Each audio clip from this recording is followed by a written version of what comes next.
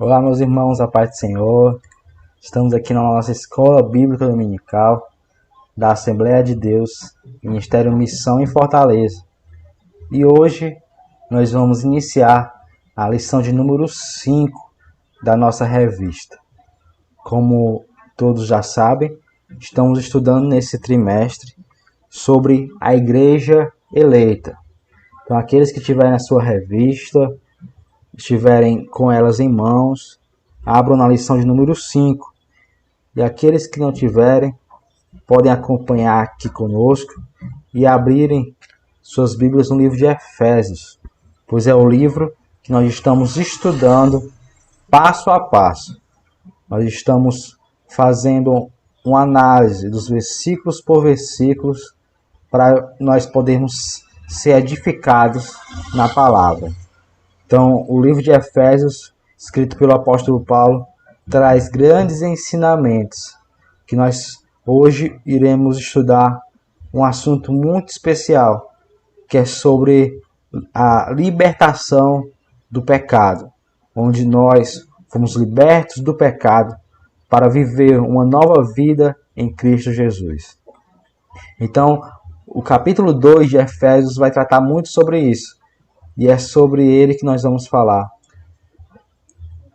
Nós vemos que o nosso textuário, ele diz: mas Deus, que é riquíssimo em misericórdia, pelo seu muito amor, porque nos amou, estando nós ainda mortos em nossos delitos, ou em outras traduções dizem, em nossas ofensas, nos vivificou juntamente com Cristo.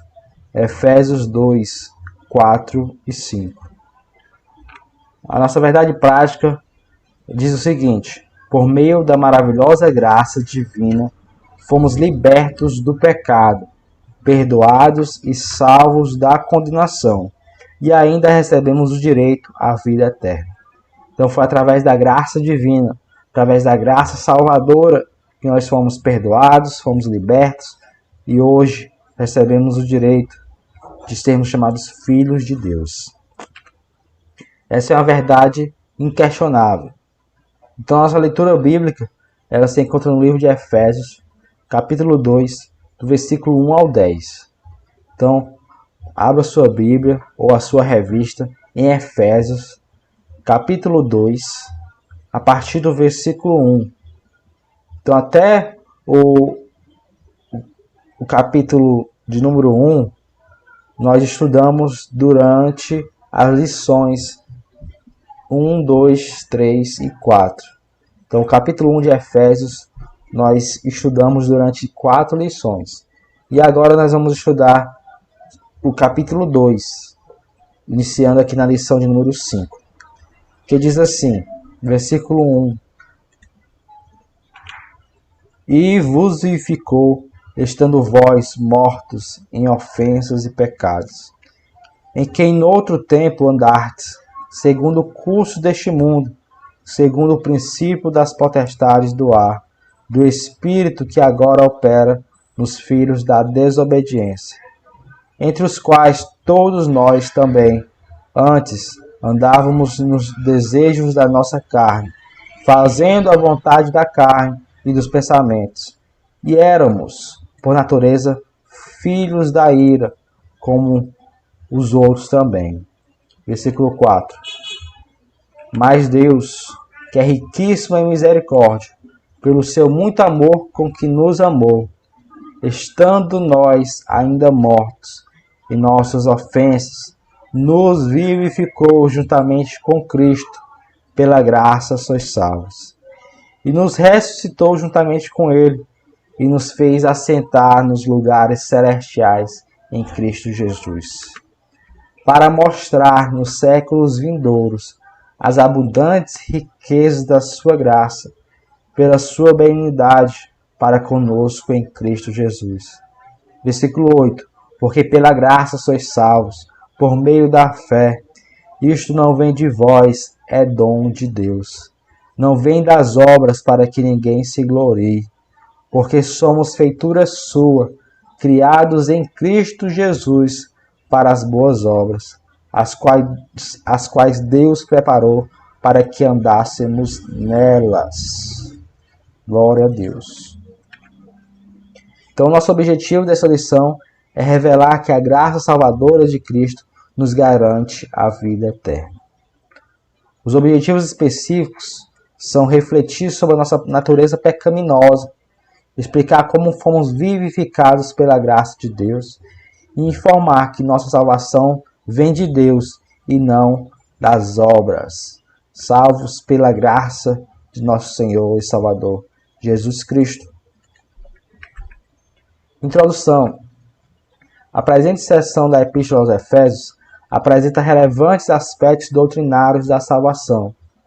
Então, esses versículos que nós lemos são versículos que nos fazem refletir sobre a doutrina da salvação.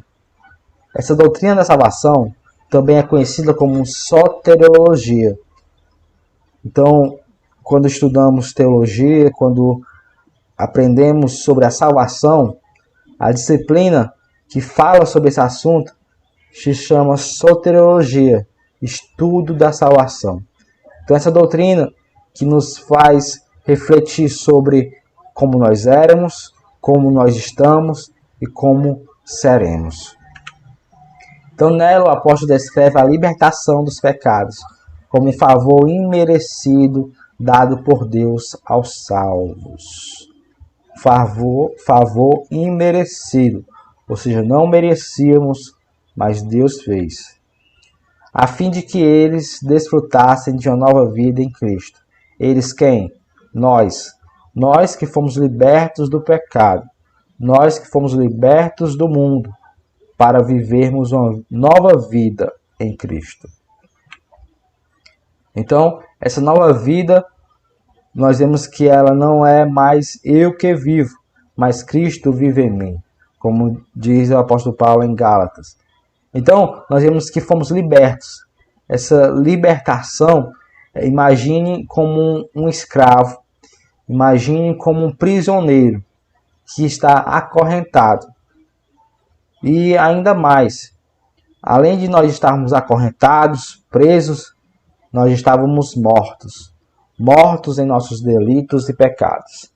Então, essa morte espiritual nos leva a crermos que não podemos por nós mesmos ressuscitar. Ou seja, se estamos mortos, como um morto vai tomar vida. Então, foi Deus quem nos deu a vida eterna.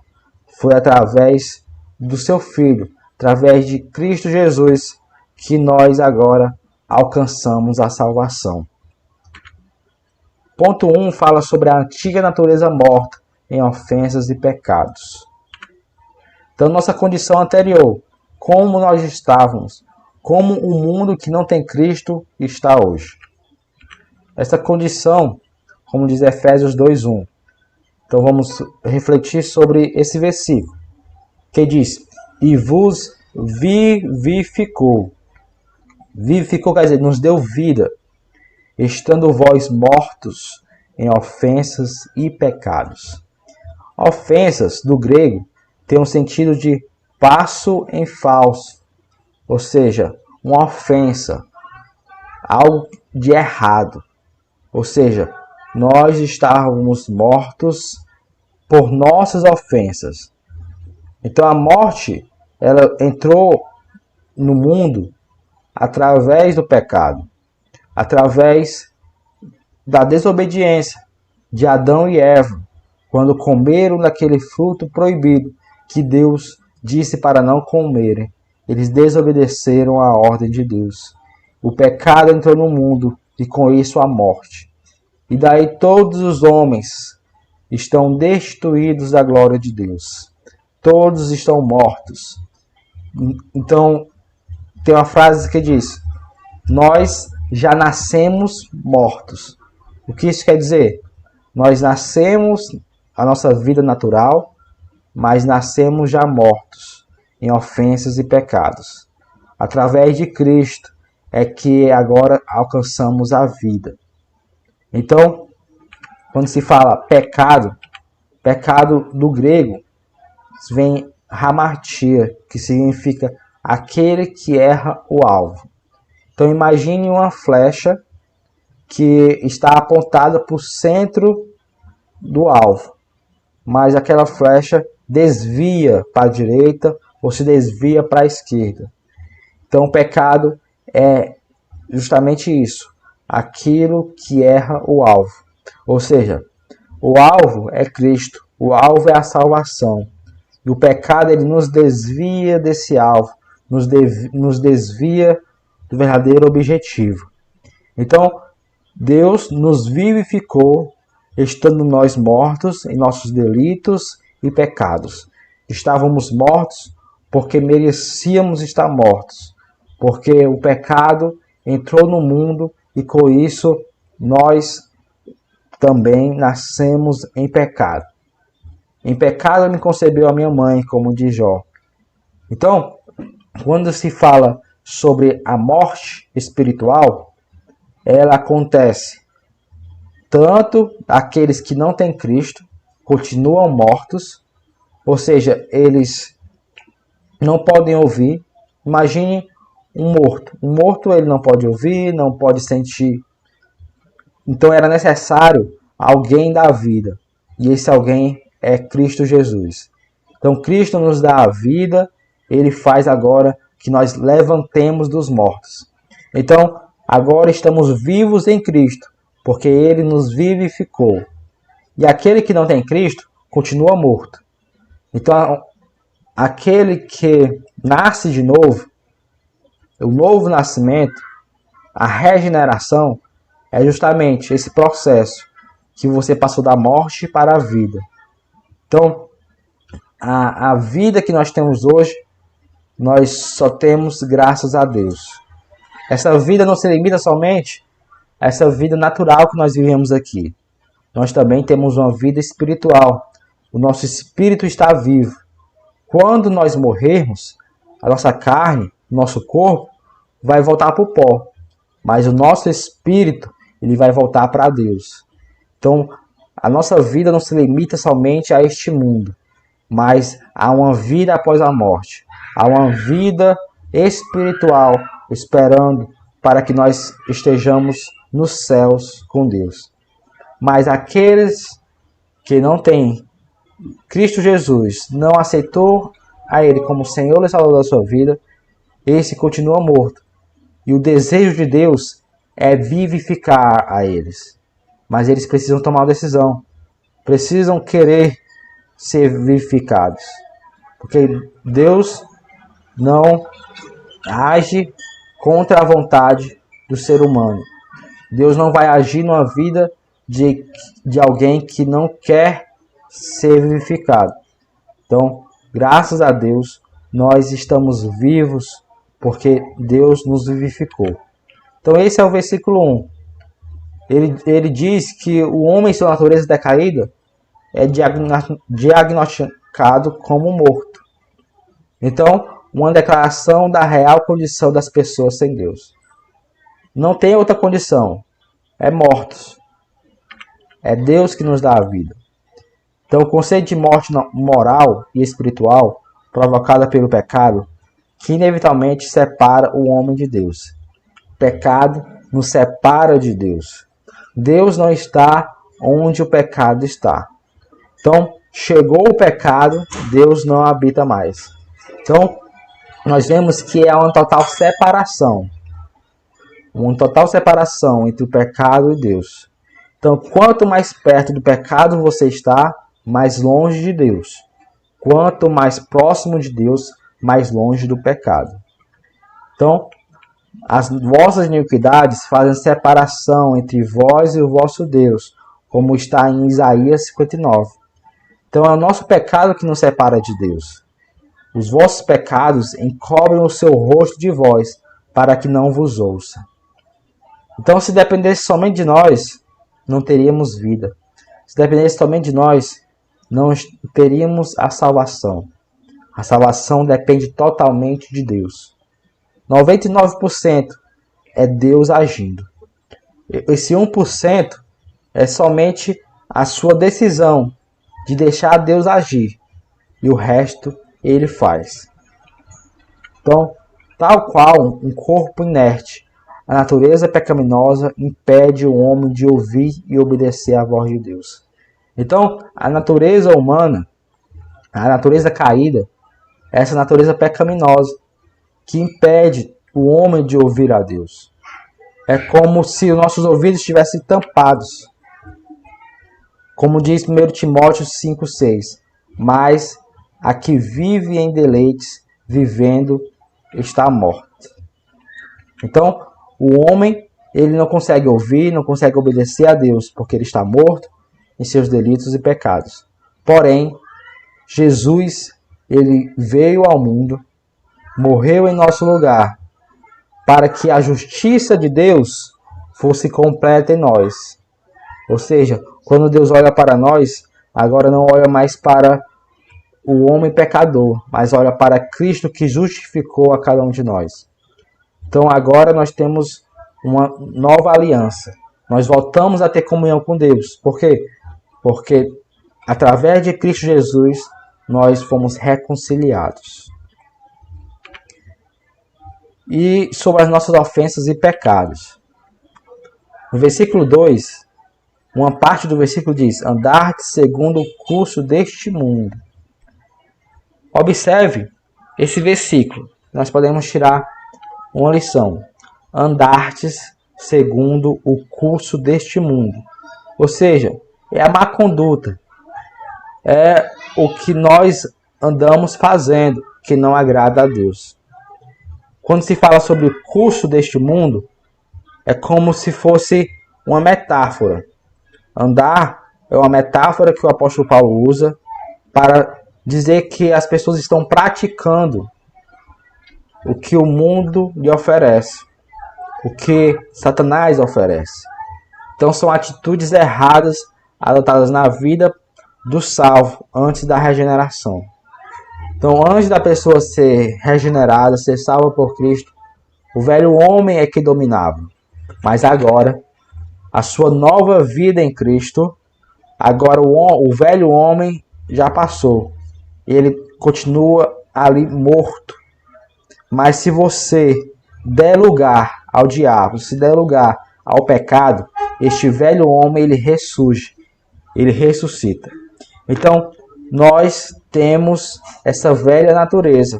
Mesmo quando você aceita Cristo, essa velha natureza ainda continua em você, que quer levar você para o pecado, quer levar você para o mundo. Mas, se você tem alimentado o Espírito, se você tem seguido os conselhos de Deus, o velho homem continua mortificado. Então, não andamos agora mais segundo o curso deste mundo, mas andávamos antes. Andartes é passado. Então, a pessoa que aceita a Cristo, ela não continua andando segundo o curso deste mundo. Ou seja, ela não continua no pecado, ela não continua servindo ao mundo, mas sim a Deus. Então, uma pessoa que aceita Jesus, uma das coisas essenciais é a mudança de atitude, a mudança de vida. É a conversão. Você está andando para o lado e se converte. Ou seja, você volta, você dá a curva, você volta o caminho. Isso se chama conversão. Então, nós andávamos segundo o curso deste mundo. Porém, agora andamos segundo os conselhos de Deus, não mais segundo os conselhos deste mundo. Então, os costumes eram praticados conforme o sistema mudando da época. Então, hoje, também existe o pecado, não somente no tempo de Eva e Adão, mas também no tempo de Abraão, Isaac, Jacó, até o dia de hoje. O pecado ele só vai ser anulado quando nós estivermos com Deus no céu. Ali não vai ter mais pecado. Ali não vai ter mais essa luta entre a carne e o sangue, entre a carne e o espírito. Essa luta constante enquanto estamos aqui, mas depois essa luta vai cessar.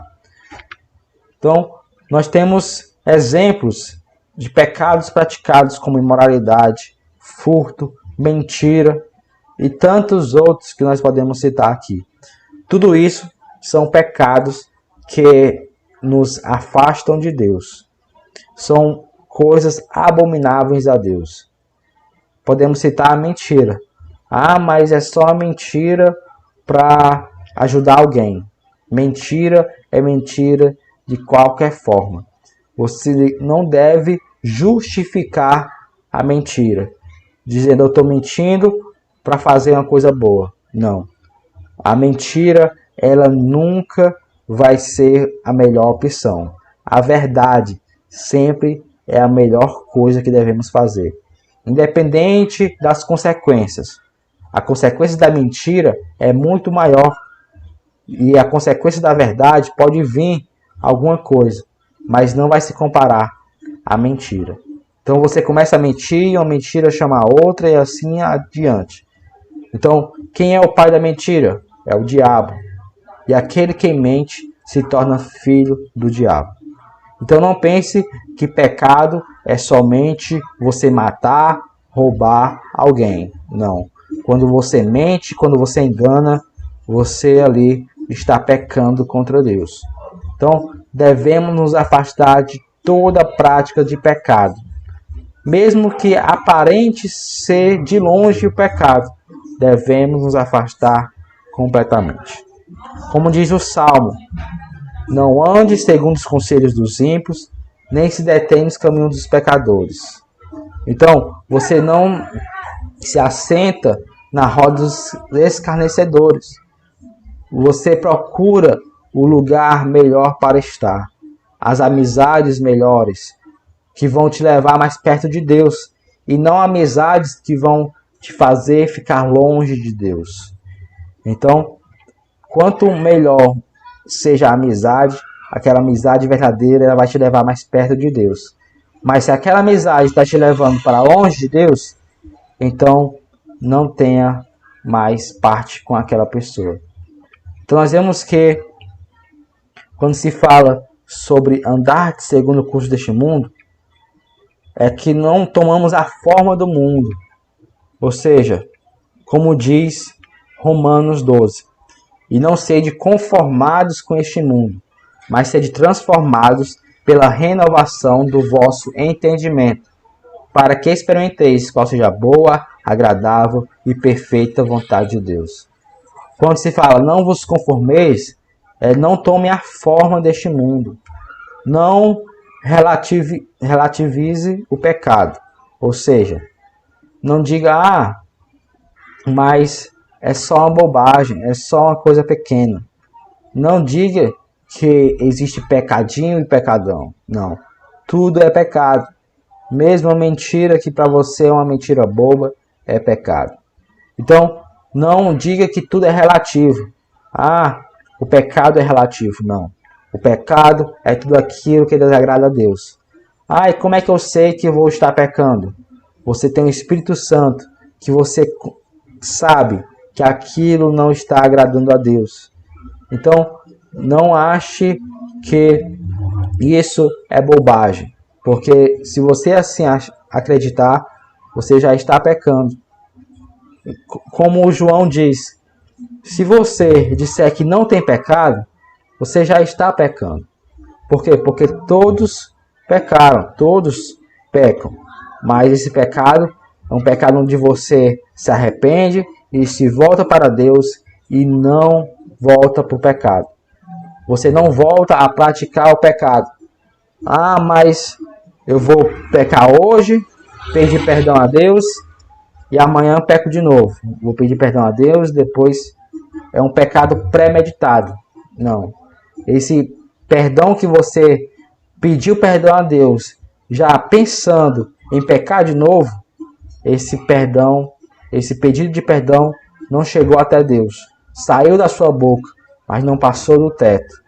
Porque o verdadeiro arrependimento é aquele arrependimento onde você larga o pecado, você deixa de fazer aquilo e não volta mais àquela prática. Então, não tome a forma deste mundo. Não siga os conselhos deste mundo. Não seja influenciado, mas influencie as outras pessoas. Para quê? Para que sejamos transformados pela renovação do vosso entendimento. Peça a Deus sabedoria. Peça a Deus graça, peça a Deus forças, e assim experimente qual seja a boa, agradável e perfeita vontade de Deus. Então a vontade de Deus é o melhor caminho a tomarmos. Então, nós vemos que ainda no versículo 2 diz: andar segundo o príncipe da potestade do ar. O que é esse príncipe da potestade do ar? Isso é uma alusão a Satanás, o nosso inimigo, que exerce autoridade sobre os poderes do mal. Agora, como diz em João 12:31, agora é o juízo deste mundo. Agora será expulso o príncipe deste mundo. Então, quando se fala em príncipe da potestade do ar, se fala de Satanás, que ele é o príncipe das trevas, onde ele era um anjo de luz, mas ele queria ser igual a Deus. Queria ser igual a Deus e foi expulso do melhor lugar para se estar, que é o céu, que é do lado de Deus. Mas o maligno, Satanás, Lúcifer, foi expulso do céu e agora ele quer levar outras pessoas com ele para o inferno. Então, não se deixe andar segundo Satanás, segundo seus conselhos, segundo o que o mundo diz. Isso indica que os agentes malignos têm a capacidade de influenciar os homens desobedientes e incrédulos. Ou seja, é uma luta espiritual, onde o mal quer toda hora vencer o bem. Ah, mas isso só se vê em filmes, só se vê em coisas fictícias. Não. Aos nossos olhos naturais, nós não estamos vendo. Mas aos olhos espirituais, acontece uma batalha. Acontece poderes do mal querendo agir na sua vida, querendo agir na sua família, querendo agir e entrar numa brecha que você abrir. Se você der lugar, Satanás entra e faz morada. Então, como diz, ele brama como um leão, rugindo, querendo tragar. Ao derredor, querendo agir, ou seja, o derredor, ele está olhando, observando. Mas nós temos o leão da tribo de Judá, que está ao nosso redor, nos guardando. E ele não vai entrar, ele não vai agir, porque Deus está conosco. Então, se você não der lugar, ele não tem poder sobre a tua vida. Então, nos quais o Deus deste século, ele cegou o entendimento dos incrédulos, para que eles não resplandeça a luz do Evangelho da glória de Cristo. Ou seja, quando se fala o Deus deste século, observe que está com o D minúsculo. Esse Deus é Satanás. O Deus deste século cegou o entendimento dos incrédulos. Ou seja, ele não cegou o entendimento dos salvos. Ele só cegou o entendimento dos incrédulos, daqueles que deram lugar para ele agir, para que lhes não resplandeça a luz do Evangelho da glória de Cristo, que é a imagem de Deus. Então, muitos estão cegos do entendimento, onde a luz do Evangelho resplandece, mas eles deixaram Satanás agir na sua vida e estão com seus olhos tampados e não conseguem ver a luz do Evangelho. Então, não dê lugar a Satanás. Não deixe ele agir na sua casa, na sua família. Não deixe ele agir na sua vida. Mas repreenda toda a ação do inimigo e procure concentrar a sua mente, o seu corpo e tudo que você faz para a glória e honra de Deus. Então nós vemos que quando se fala sobre potestade do ar, não é necessário temer a ele. Ah, agora eu vou ficar com medo porque ele vai agir na minha vida. Não. Nós vemos que Cristo ele foi exaltado acima de todos. Nenhuma condenação há mais para aqueles que estão em Cristo Jesus, nosso Senhor. Ou seja, a obra de macumbaria, a obra de feitiçaria, tudo que fizerem contra os servos de Deus, não vai tocar, não vai agir na sua vida, enquanto esses estiverem debaixo da mão de Deus. Mas se você sai debaixo da mão de Deus, não porque Deus quer, mas porque você quer, isso traz para você ser vulnerável a isso. Ou seja, você está saindo da proteção de Deus e você está se tornando uma pessoa vulnerável ao inimigo. Então, as mãos de Deus estão estendidas. Então, o seu dever é continuar debaixo das mãos de Deus. Mas se você, por sua vontade, sai debaixo das mãos de Deus, então o príncipe, a potestade do ar, Satanás, ele entra e faz um reboliço na vida daquele que deixa. Então não dê lugar a Satanás de modo nenhum. Como diz Efésios 1:21, acima de todo principado e poder e potestade e domínio, de todo nome que se nomeie, não só neste século, mas também no vindouro. Então Cristo, ele é exaltado acima de todo poder. Ele é o Todo-Poderoso. Ainda diz no versículo 3 do capítulo 2: andávamos fazendo a vontade da carne e dos pensamentos. Vontade da carne e dos pensamentos. Refere-se à inclinação para fazer o mal. Ou seja, a vontade da carne é essa inclinação inerente à natureza humana. Como eu já falei, é o velho homem querendo agir. É a vontade da carne chamando para ressuscitar.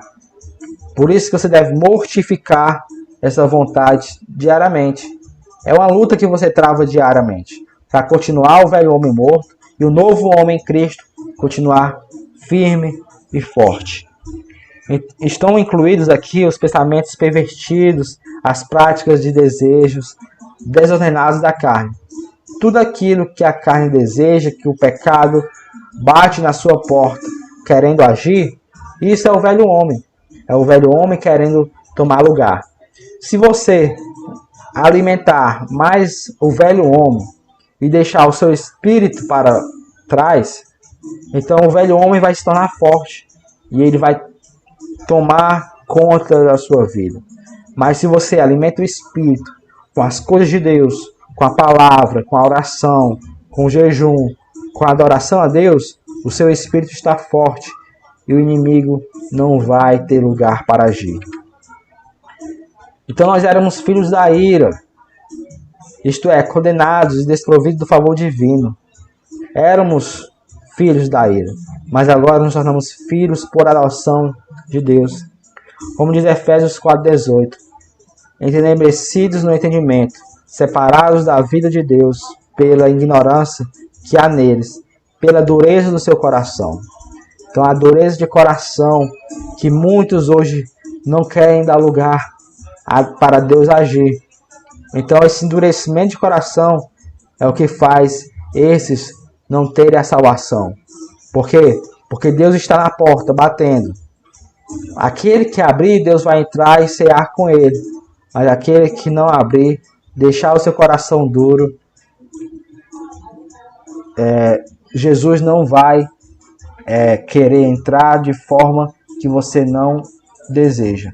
Então, procure sempre deixar Deus agir na sua vida. Ah, mas eu já aceitei Jesus. Mas existem áreas na sua vida que você não tem deixado Deus agir. Você tem deixado Jesus entrar somente na porta, na sala. Não tem deixado Jesus entrar em todos os cômodos da sua vida. Então, dê lugar para Deus agir em todas as áreas da sua vida. E assim você vai ver como vai ser o melhor para a sua vida. Então esse é o ponto 1. Mostrando que o domínio sobre o poder da carne, do velho homem, depende da tua atitude, da nossa atitude para com Deus. Se queremos estar longe do pecado, nós procuramos cada dia estar mais perto de Deus. Ponto 2. Vivificados pela graça. Alcançados pela misericórdia e pelo amor divino. Mas Deus, que é riquíssimo em misericórdia pelo seu muito amor com que nos amou. Efésios 2:4.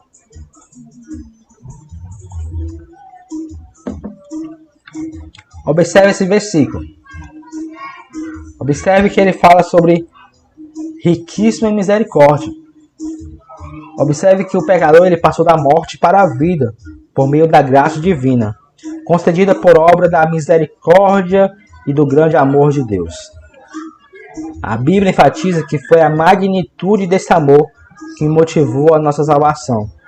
Então, quando se fala de misericórdia, é Deus não nos dando aquilo que merecemos. Essa é a diferença entre misericórdia e graça. Misericórdia, nós merecemos a condenação, mas Deus, que é riquíssimo em misericórdia, não nos concede a condenação. E a graça é o favor imerecido, ou seja, nós não merecemos e Deus nos dá. Deus não se mostra apenas misericordioso, mas abundante em misericórdia. Então, ele não é somente misericordioso, mas a sua misericórdia não tem fim. Ele é abundante. Ele mostra além do que você pode compreender. A misericórdia de Deus vai muito além do que nós pensamos ou imaginamos. Então Deus, ele é rico em misericórdia, pelo seu muito amor com que nos amou. Como diz em João 3,16, um amor de tal maneira que não conseguimos mensurar o tamanho deste amor. Não conseguimos mensurar o grande amor que Deus tem por cada um de nós.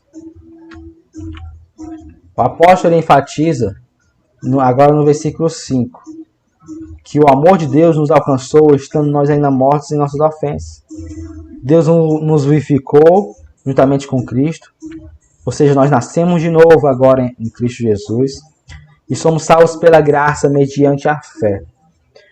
Isso está em Efésios 2,8. Então, somos salvos pela graça mediante a fé em Deus. Crer no Filho de Deus leva à vida eterna. Então, quando diz, para que todo aquele que nele crê não pereça, mas tenha a vida eterna. Então, se você tem fé em Deus, se você crê, é para você que Jesus morreu e é para você que Deus tem um lugar reservado para você no céu. Porque se você não tiver fé, você não tem agradado a Deus. Como diz Hebreus 11,6, sem fé é impossível agradar a Deus. Então, sem fé é impossível entrar nas mansões celestiais. Sem fé é impossível ser salvo. Então, a salvação ela não vem das obras. Em Efésios 2, do 8 ao 10, Paulo revela que a salvação não depende das obras humanas. Eu vou fazer caridade, vou ajudar os necessitados para ser salvo. Não. Não é assim que é salvo. Como diz, porque pela graça sois salvos por meio da fé. Isto não vem de vós, é dom de Deus. Então, uma vez salvo, o crente ele deve praticar as boas obras. Ou seja, então eu não vou fazer caridade, não vou ajudar o outro, porque eu já sou salvo. Não é isso. Se você não pratica as boas obras, é um sinal que você não foi salvo verdadeiramente, porque aqueles que são salvos por Jesus, esses procuram amar o próximo, procuram ajudar os necessitados naquilo que eles podem, naquilo que o seu coração está disposto. Então a palavra graça, do grego, significa favor imerecido. Não merecemos, mas Deus nos dá. A fé deve ser considerada como uma aceitação da obra realizada por Cristo em nosso favor. Ela é a resposta à graça de Deus, através da qual recebemos a salvação. Então essa fé é o firme fundamento daquilo que nós não vemos, mas nós cremos em Deus, nós cremos em Cristo. Então essa fé não está firmada em homem, não está firmada em doutrina feita por seres humanos, mas está firmado em Deus, está firmado em Cristo Jesus. Essa fé que nós cremos que Jesus veio ao mundo, morreu em nosso lugar e ao terceiro dia ressuscitou e está vivo. Então não perca a sua fé, não deixe a sua fé esfriar, permaneça firme confiando que Deus está contigo. Então a expressão como nós vemos no versículo 8, isto não vem de vós, trata da salvação pela graça que provém de Deus. Quando fala não vem de vós, não vem das obras, para que ninguém se glorie. Ou seja, eu sou salvo porque eu fiz isso e isso. Você não tem no que se gloriar. Você não tem no que se gloriar porque a salvação não foi porque você fez algo. Foi porque Deus fez algo por ti. Porque Deus entregou a sua vida por ti. A salvação é pela graça. Mas custou um preço. Esse preço foi o preço de sangue da morte de Jesus Cristo no Calvário. Há 2000 anos atrás, Jesus, o próprio Deus, tomou forma de homem, veio a este mundo e durante a sua vida nos ensinou e nos mostrou o caminho que devemos seguir. Morreu em nosso lugar para que nós tivéssemos vida. Então, o que indica não se trata somente de uma recompensa, de algo do ato humano. Dependemos totalmente de Deus. Essas afirmações excluem a possibilidade de alguém ser salvo por esforço pessoal. Não existe essa possibilidade. Não adianta você ter todo o dinheiro do mundo, que você não pode comprar a sua salvação. Que você não pode salvar também aquele que está do seu lado. A salvação ela é individual. Cada um vai dar conta dos seus atos diante de Deus. Então você não pode salvar o seu ente querido, mas ele é que tem que tomar a sua decisão. O que você pode fazer é evangelizar, é orar, é pregar para ele, para que ele possa crer que Jesus é o Senhor, que Jesus o ama e que tem uma vida eterna guardada para ele. Mas você não pode salvar a ele. Porque tem um versículo na Bíblia que fala: crê no Senhor Jesus Cristo e será salvo tu e tua casa. As pessoas pegam esse versículo isolado e pensam que eu sou salvo, então mesmo se meus pais pecarem, mesmo se meus irmãos viverem uma vida sem Deus, eles vão ser salvos, porque se eu sou salvo, a minha casa é salva. Esse versículo não quer dizer isso. Esse versículo foi na época em que Paulo estava preso e o carcereiro que estava guardando eles naquela prisão, ele estava a ponto de tacar a espada para morrer. Porque naquela época, se um carcereiro ele deixasse os presos fugirem, ele e toda a sua família eram mortos. Por quê? Porque como é que um prisioneiro fugiu e deixou o carcereiro vivo? É porque esse carcereiro ajudou ele a fugir. Então eles condenavam ele à morte e também a sua família. Então aquele carcereiro ia tirar a sua vida para poupar a vida dos seus entes queridos. Porque assim, aqueles que vissem o carcereiro morto iam pensar que os presos é que o mataram. Então a sua família ia ficar salva. Então Paulo, quando chegou ali, disse: não faça isso. Tu e tua casa será salvo. E além disso, tinha um aspecto também da salvação no seu lar. Mas a salvação naquele momento era um aspecto de que ele não seria morto por aqueles soldados, porque ninguém tinha saído, todos continuavam ali. Então, a salvação ela é individual. Então, se alguém disser que você pode salvar outra pessoa, isso não é verdade. Se alguém chegar para você e dizer Maria ou santos salvam alguém, isso não é verdade. Somente há um que salva, e esse é Jesus Cristo. Somente através de Cristo, ele que é o nosso mediador entre Deus e os homens. Cristo Jesus é que pode salvar o perdido e levar para o céu. Então a salvação é a graça divina por meio da fé, não é pelas obras. As obras não são meio de ser salvo, mas é o resultado de nossa salvação. Ou seja, eu sei que eu sou salvo, eu tenho a convicção que Deus me salvou, e eu vou praticar as boas obras, vou fazer o que Deus mandou, vou fazer o ID do Senhor, vou amar o meu próximo, vou fazer o que Deus fez nessa terra como exemplo. Jesus foi o maior exemplo que nós devemos seguir. Se você olhar para Jesus, tudo que ele fez foi exemplo para que nós possamos seguir. Então, essa era a lição de hoje. onde nós estudamos sobre os aspectos da salvação em Efésios. Então, nós temos essa convicção que fomos libertos do pecado para viver uma nova vida em Cristo. Então, se aquele que diz que foi liberto do pecado, mas continua pecando, continua a sua vida como era antes de Cristo, esse verdadeiramente não nasceu de novo. Esse verdadeiramente não encontrou a Cristo. Ele pode ter aceitado Jesus levantando a sua mão, mas o seu coração não deixou Jesus entrar. Por quê? Porque quando Deus entra na vida, há uma mudança de atitude, há uma mudança de prática. Hoje nós vemos muitos famosos, muitos da mídia, dizendo que aceitaram a Jesus como Senhor da sua vida, mas continuam no seu pecado, continuam fazendo e praticando coisas que não agradam a Deus. Isso é só mídia, isso é só para aparentar que são evangélicos, mas os verdadeiros cristãos, eles têm a marca de Cristo na sua vida.